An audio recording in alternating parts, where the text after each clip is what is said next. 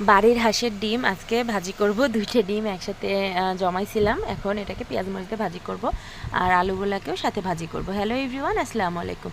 সকালবেলা আলু ভাজি আর ডিম ভাজি দিয়ে নাস্তা করেই বেরিয়ে পড়ছিলাম ওয়ালিদকে নিয়ে স্কুলে।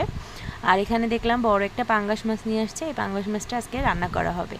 তো যেহেতু দুইটা বাচ্চারই সকালবেলায় স্কুল, তো একটু ঝামেলা হয়ে যায় দুজনকে রেডি করতে। ওয়াজিদ তো একাই হাত দিয়ে খেতে পারে, বাট ওয়ালিদ তো এখনও হাত দিয়ে খেতে পারে না, ওকে খাওয়াইতে হয়, আমাকে খেতে হয়, রেডি করাইতে হয়, আমি রেডি হয়ে অনেক সময় পার হয়ে যায়। আর স্কুল থেকে বাসায় এসে দেখি শাশুড়ি মা মাছটা কেটে রাখছে, আমি এসে মশলা মাখিয়ে নিলাম। আর কাঁকরোল পারছিল গাছ থেকে, কাঁকরোলও পারছে আজকে, আবার উস্তেও উঠায় নিয়ে আসছিল মাঠ থেকে।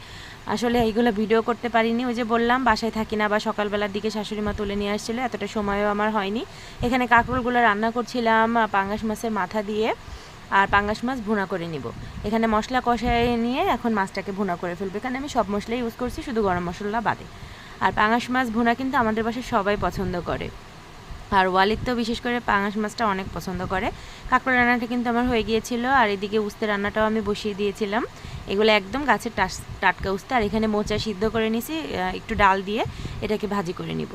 এখানে আমি এই যে উস্তেটা আমার হয়ে গেল, ঝোলের পানি দিয়ে দিয়েছি, পাঙ্গাস মাছের পেটি দিয়ে উস্তেটা রান্না করে নিব।